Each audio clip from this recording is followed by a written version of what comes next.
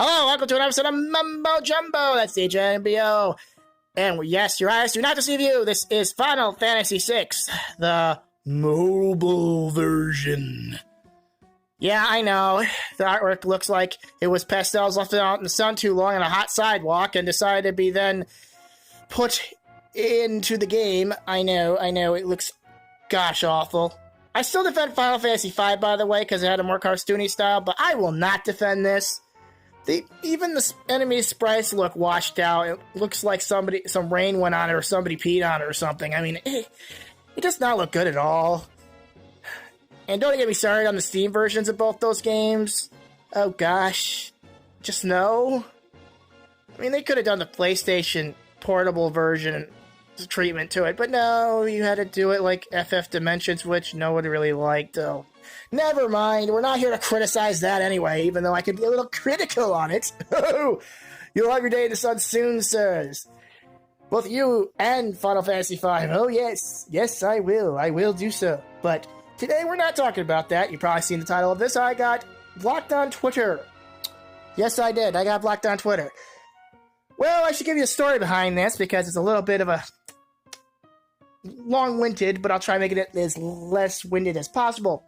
Okay, so I literally started to watch today a video by Jeremy of The Quartering, I should say. He also does Midwesterly. Does pretty good videos. He does discuss things and does have a very good stance on things, and his opinions, regardless if I agree with some of them or not, they're worth listening to because, you know, even those things he might not agree with, I agree with, and vice versa. You know, agree to disagree. And that's kind of the point of this anyway, but I'll get into that in a minute. But he talked about a guy who shoved a controller up his rectum. Okay, I couldn't believe I read that. I read this and I said I have to watch this video because it was said a game journal shoves a controller up his butt. Actually, it said Joy-Con because that's what it was. It was the left Joy-Con. I don't know what involved him putting a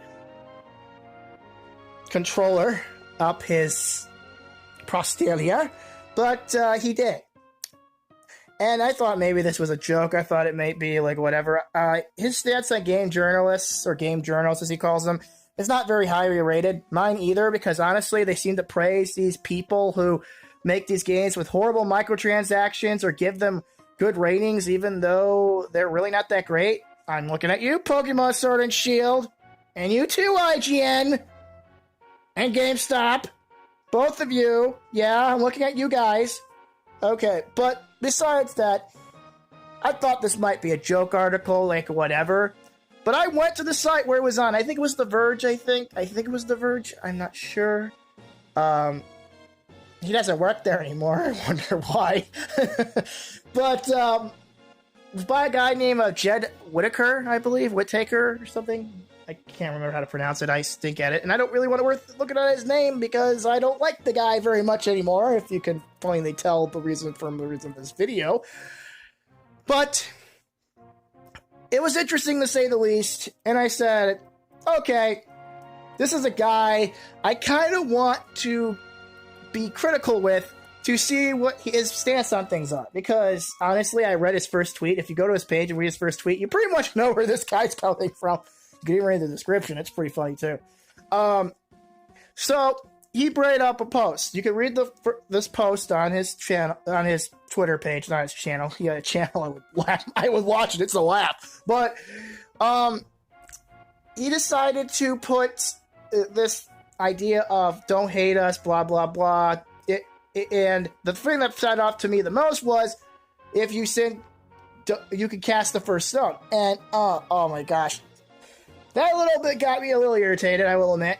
Being a Christian and all, don't take scripture out of context. That's one thing Christians really dislike. Even true Christians, not these people that sit here and say they're Christian and do all these things like God hates gays and stuff. Yeah, we'll get into that another time too, but no, I didn't like that very much, and I told him, basically, in my response, I said, you cannot use this in the terms. I told him where it actually came from in the Bible. I told him exactly what it was made for, and also the idea of that Jesus also said when he helped this woman, she was a prostitute about to be stoned.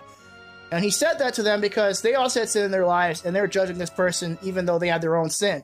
So he wanted them to reflect on that, and he saved the woman's life, but he also told the woman not to sin no more, okay? So taking that out of context and trying to use it for your own basis really irritates me. But I wanted to get some type of response out of him. So I said that, you're using this for this, but you're doing exactly what you said not to do to them, and there's a word for that. And I'm saying is that you attack people and say, don't attack me, but I can attack you. It's not okay. I also put in there, I believe, that the idea of... Oh yeah, this is another one I put on there too. The idea, and this was going a little bit more into it so he would see the tweet and, respond. I said to him, you can't put truth and opinion together, because he said something about our truth and our opinions are our own, blah, blah, blah. And so I said to him, you can't put truth and opinion by themselves. It doesn't work that way. You can't do that because opinions are opinions and truth are truth. They're polar opposites from each other. They don't work with each other. Opinions are not fact. In fact, are not opinions. If I say something like the sky is blue, that's a fact. If I state that all white people are rich, yeah, you think I was going to go with that one. You're very dead wrong. That is called a stereotype, and that's called an opinion, because that's not true. It's my opinion, okay? That's not really my opinion, but I'm just using it as an example, okay? So I wrote these two things, and before I can respond to him and say to him, you need to take into account and, have a discussion about it, he blocked me on Twitter. Literally, 5 seconds later, before I could give the response of, I'm going to let him know that this was for this, he blocked me on Twitter. I'm dead serious. He blocked me. Not even 2 minutes. Just blocked. So, this guy's supposed to be a journalist, and yet he blocks people on Twitter when their opinions are different than his own. That screams to me that you shouldn't be a journalist, because journalists are very much looked down upon in a lot of cases. Some journalists are very good journalists, and they should be commended commended, sorry, tongue-tied there, for what they do, okay?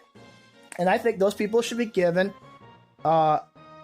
credit for credit is due. But there is other journalists out there that try to get any way to get a story and will do anything they can to do it, even if it means twisting the truth to their own ends. And unfortunately, a lot of journalists are like this nowadays, and it really saddens me because it's not about news, it's about views in TV bit lingo, and it's about the clicks on the internet. And that's basically what it is. The stuff that they're throwing out there is just so that they look like they're part of the masses, so people will come and look at them and say, look at me, I'm like you.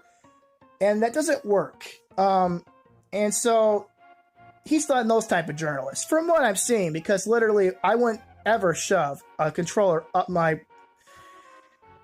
area there, especially because, first of all, those are pretty darn expensive. You're like, one Joy-Con, if you're thinking about it, would pay about $35, because it's $70 for a pair of Joy-Cons, just letting you know. So shoving it up my butt and making it so it might not work anymore is really stupid. And yes, he said there's no wireless connectivity. I say, because you shoved it up your butt. You don't have... I'm sorry, he's kind of the butt of the joke of this whole entire thing, isn't he? Oh gosh, sorry. Bad humor, I'm sorry. Well, I didn't have to act like a rear end about it. I'm sorry, I'll stop. Okay. But anyway, yes. He's one of the people that won't take criticism lately, and the thing is, being a journalist, you have to be unbiased. Regardless of some other journalists out there that try getting clicks or views any which way, you have to be unbiased to be a really good journalist. And he's not one of those people, because his views, from what I read, for some of the stuff I read before I even responded to his latest tweet, was absolutely just like, is this guy for real? Is this really for real? And also, he calls himself SugarPlum. What did occur?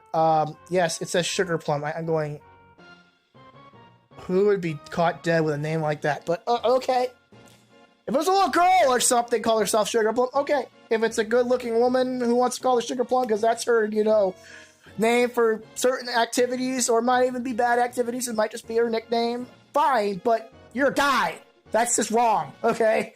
I mean, yeah, I'm just being facetious here, but you must be also a fairy in this case, because you're so delicate, you can't take a criticism. Because it's pretty obvious you can't.